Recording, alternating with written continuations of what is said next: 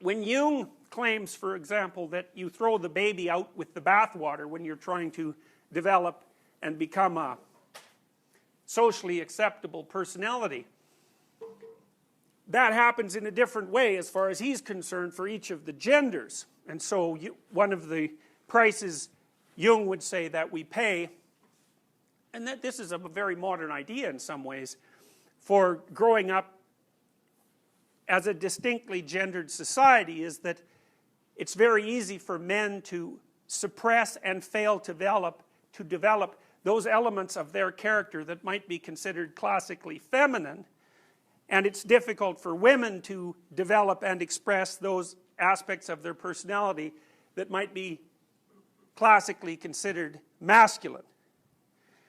So Jung believed that nested inside the shadow, in some sense, were the contrasexual capacities.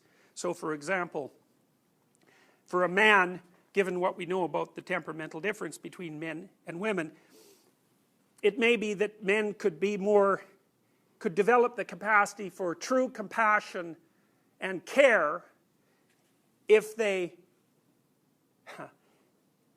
could find that ability within what they've thrown out in the shadow. And women, for example, could find the capacity to be aggressive and assertive because that's part of what they threw out during their course of development because of its a priori categorization as inappropriate behavior. Now that doesn't mean that Jung thought that that people should be raised without any gender identity. That issue never came up for him.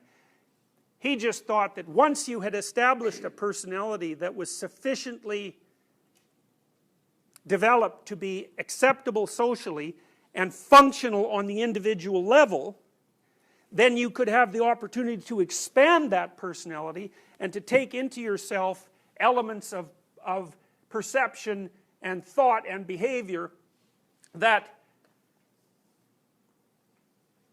you wouldn't have had the sophistication to be able to handle at an earlier stage of development. So Jung would say, perhaps, that if you're a male, you have to become masculine before you could become feminine. And if you were a female, the reverse is true. But that if your development only stops with a narrow and categorical gender identity, then there are elements of being that you could draw on that aren't at your disposal, and that will make you weak. So the shadow breaks up into the anima and the animus, and the anima is the female inside the male, so to speak, and the animus is the male inside the female. And Jung believed that he could see those partial spirits manifesting themselves in people's behavior. And so he talked about a couple of typical behaviors that he thought were associated either with anima possession, so that would be in the case of a man, or animus possession in the case of a woman. And so he would regard, if you ever talk to someone who's female, who seems to respond to all of your propositions with nothing but argumentation for the sake of argumentation, Jung would regard that as a manifestation of possession by the animus.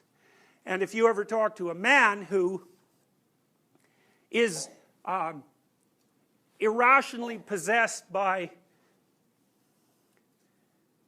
second-rate and futile emotions, then he would regard that as possession by the anima.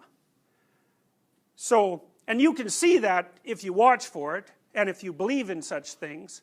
The best thing to do when confronted with someone whose animus possessed is just shut up, because you're not going to make any headway, because the point of the argument, of an animus-inspired argument, is to get you to argue, not to win. Because by getting you to argue, the animus wins. So, and then behind those two things, behind the shadow and the anima and the animus, there's a final archetype, which is the archetype of the self. And that's, Jung believed that the self was what you were as a totality. And that's a hard thing to understand, but you could think about it this way. You could think about the self as the total of what you are now, plus the total of all those things that you could still be. So it would be you as a reality plus you as potential.